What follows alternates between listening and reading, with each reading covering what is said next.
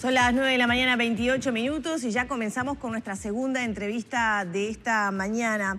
¿Cuáles son los efectos específicos del confinamiento en las mujeres? ¿Cómo repercutió la pérdida de ingresos y también la crisis de los cuidados en la sociedad? Estas preguntas se intentaron contestar con el informe llamado Pandemia, realizado por investigadoras del Centro Interdisciplinario de Estudios sobre Desarrollo para ONU Mujeres. Y para conocer los detalles y reflexionar sobre estos temas, recibimos a la economista Alma Espino. Bienvenida, Alma. Hola, buenos días. Bueno, desmenuzando un poco el tema, si pensamos en esta crisis sanitaria, en esta pandemia, tenemos que pensar en recortes de ingresos, en teletrabajo, en pérdida de trabajo, no todo el mundo puede teletrabajar, en cuidados y un desafío, cuidados de los más chicos que no están sin clase, cuidados de los más grandes que no pueden salir.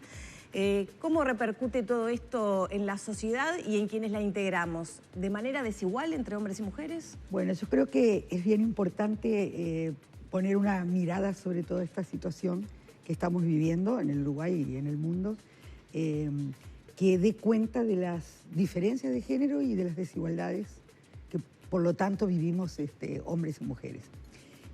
Con relación al trabajo que hicimos, nosotras tratamos de ver no solamente es decir, el efecto sobre la salud dado por la pandemia, sino más que nada un poco las políticas que se han implementado para defenderse de este flagelo. Entonces, el confinamiento, como tú hacías referencia, fue una de las primeras, es decir, el quédate en casa. Quedarse en casa es lo que se ha demostrado, parecería por ahora, como lo más eficiente en términos de combatir los impactos de la pandemia, pero esto tiene diferencias de clase, de género en sus impactos. Es decir, ¿quiénes van a tener que hacerse cargo de los cuidados, como tú mencionabas, de toda la familia, de las personas dependientes, de la higiene, etcétera? Siempre lo hacen las mujeres, principalmente, pero en este caso la sobrecarga podría ser mucho mayor. De hecho, así se ha visto, no solo en el Uruguay, con una reciente encuesta realizada, sino en todo el mundo. Pero también hay diferencias de clase muy importantes entre varones y mujeres. Con esto quiero decir, no es lo mismo cuando tenemos un niño, dos niños, como sucede en los hogares de mayores ingresos, cuando hay 5 o 6 niños, como sucede en los de menores ingresos. No es lo mismo en el marco del hacinamiento que en el marco de un hogar nuclear con ciertas posibilidades. Eso en términos de los cuidados, como tú mencionabas. Lo que podemos concluir es que en todos estos casos que tú mencionás, digamos, este peso recae un poco más en mujeres que en hombres, más allá de las circunstancias en las que nos tocó vivir, digamos.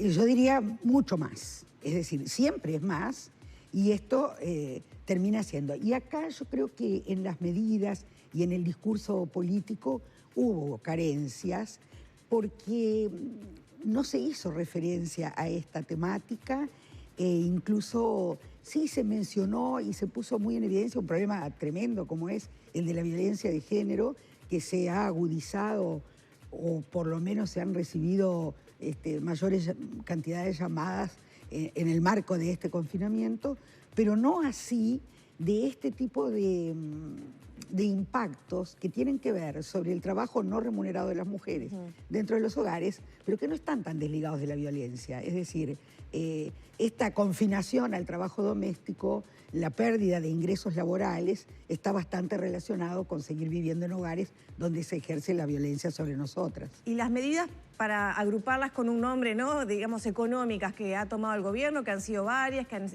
tenido un enfoque específico, ¿carecieron de esa perspectiva de género al entender de ustedes? No estuvo nunca, lo no dicho, digamos, sigue siendo invisible, ¿no? Cuando nosotros hablamos de los lentes de género, con eso queremos decir, bueno, miramos todo, miramos la realidad que tenemos ante nosotros con algo que nos permite aumentar la visibilidad y ver diferencias que hasta ahora no las veíamos porque son naturales de la vida. Esto no quedó me refiero al discurso porque el discurso es muy importante, es decir, que se transmite desde las autoridades nacionales y desde las autoridades oficiales. Entonces, no hay, por ejemplo, voy a dar solo un caso. Nosotras recomendamos en el trabajo la desagregación de la información por sexo. Hasta ahora, bueno, porque hay mucho trabajo, es decir, por las razones que sea, nosotros no sabemos, por ejemplo, que la medida del subsidio por desempleo, las nuevas medidas que se tomaron, que son importantes y que realmente podrían ayudar a las mujeres, así como a los hombres, digamos, todavía no sabemos cuál fue el alcance que tuvo en términos de sexo. Lo estamos tramitando con el BPS, nos están ayudando, pero todavía no está. Para saber, por ejemplo, si el seguro de paro parcial o el común, digamos, afectó más a las mujeres que a los hombres, etcétera. Claro, si tuvieron las mujeres la posibilidad de acceder, porque acá tenemos el otro tema. Si bien en el Uruguay ha disminuido enormemente la cantidad de trabajadores y trabajadoras informales, todavía tenemos cerca de un 25%. Pero dentro de ese 25%, si uno lo mira globalmente, la proporción de hombres y mujeres es similar. Pero dentro de ese 25% tenemos al servicio doméstico. Y el servicio doméstico, el personal del servicio doméstico es más del 99% femenino. Y ahí es donde tenemos muchos problemas, porque es el sector que padece más la informalidad, el no registro en la seguridad social. Seguramente alcanzaron en una menor proporción el subsidio por desempleo, es decir, es la gente que está más desamparada y eso, por ejemplo, tampoco por ahora lo conocemos. ¿Ustedes hacen alguna recomendación en ese estudio justamente para equilibrar estos efectos negativos que tienen bueno, consecuencias desiguales? Sí, hacemos algunas recomendaciones. Bueno, algunas de estas son las de tener la información desagregada por sexo, son las de estar alerta, por ejemplo, a que algunas construcciones como el Sistema Nacional de Cuidados no se venga abajo, porque si algo puso en evidencia esta pandemia es la importancia del trabajo dentro de los hogares, de las relaciones afectivas y de las relaciones de cuidados.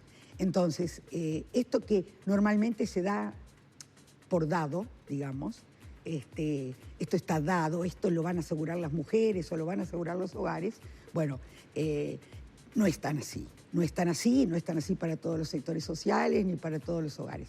Entonces, muy importante mantener el presupuesto del Sistema Nacional de Cuidados y darle mucha mayor importancia en este momento.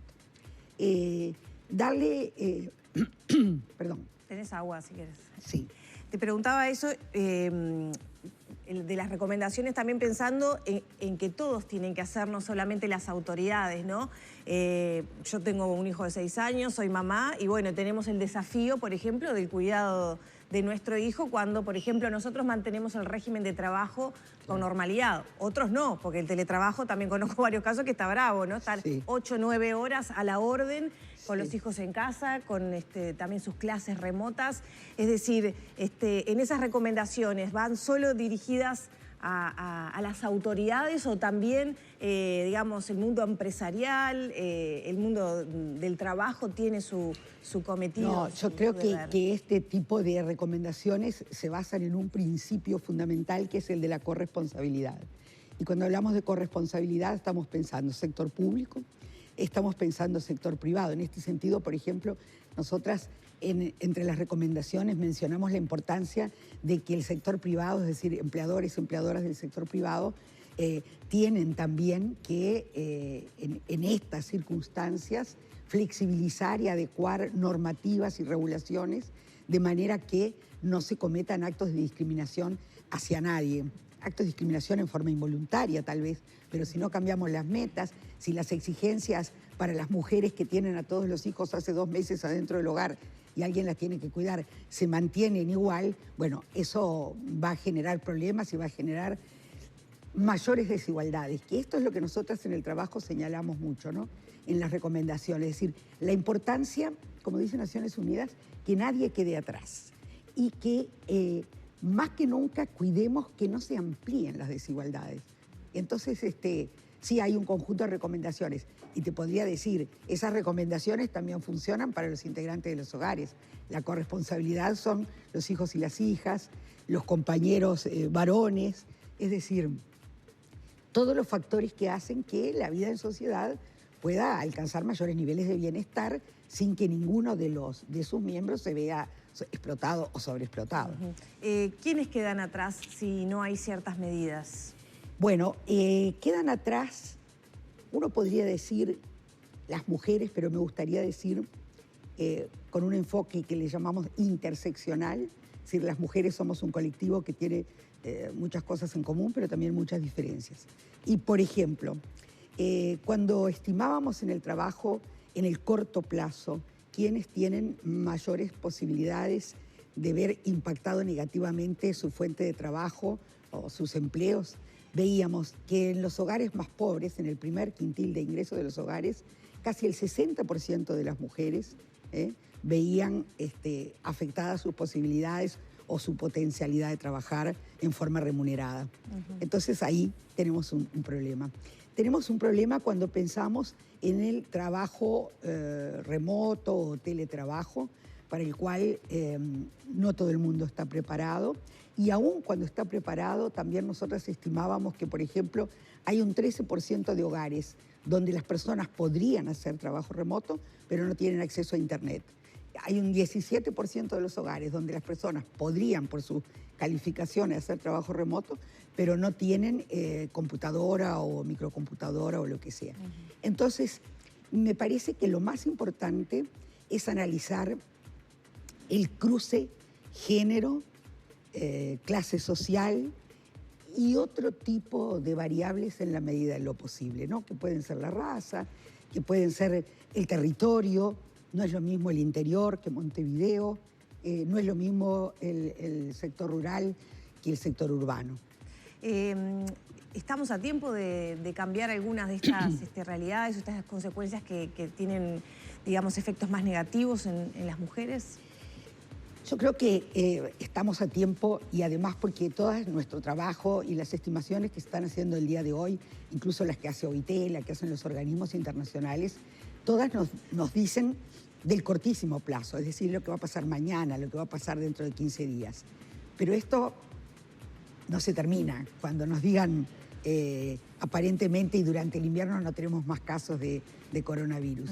Muchas de las empresas que cerraron no sabemos si van a reabrir, muchos de los empleos que se perdieron no sabemos qué va a pasar, muchos de los niños que no siguieron y los adolescentes, la escolaridad, no sabemos si van a volver. Estas crisis tienen impactos generalmente de mediano y largo plazo muy importantes, ¿no? Porque a veces nosotros vivimos la crisis, por ejemplo, de principios de los 2000 y podemos decir la economía se recuperó en forma relativamente rápida.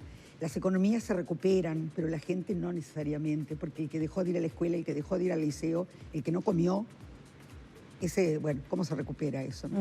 Y ya para cerrar, para darle una mirada quizá con cierto optimismo, esta crisis delata, bueno, estas desigualdades, que el peso de esto cae en peor manera, digamos, sobre las mujeres, pero también abre oportunidades, por ejemplo, de visibilizar en casa, ahora que, por ejemplo, no podemos salir, quién se hace más cargo de las tareas del hogar. Sí. ¿Qué oportunidades abre en ese sentido? Bueno, a veces parece muy duro, ¿no?, hablar de oportunidades en medio de estas crisis tan dolorosas. No obstante, es efectivamente así. Se ha visibilizado, me parece, o debería visibilizarse, toda una parte de la vida que normalmente no se ve desde la economía o no se ve desde la política pública. Quizá dentro de los hogares también las personas hemos valorizado, revalorizado lo que tenemos y lo que no tenemos, porque también los cambios tienen que venir de adentro para afuera, no solamente vienen de afuera. Quizás se ha revalorizado el rol, y además hay otras cosas, ¿no? Es decir, las posibilidades, las ganancias que las mujeres han obtenido en las últimas décadas en términos de empleo y de calificaciones laborales se van demostrando. En este caso, por ejemplo, las mujeres tienen mayores posibilidades de teletrabajo que los varones. Y algunas otras cosas que nos colocan en un lugar relativamente mejor si somos capaces de acompañar que nadie quede atrás, ¿no? Gracias, Alma. No, al contrario, a ustedes. Cerramos por aquí entonces la entrevista con la economista Alma Espino.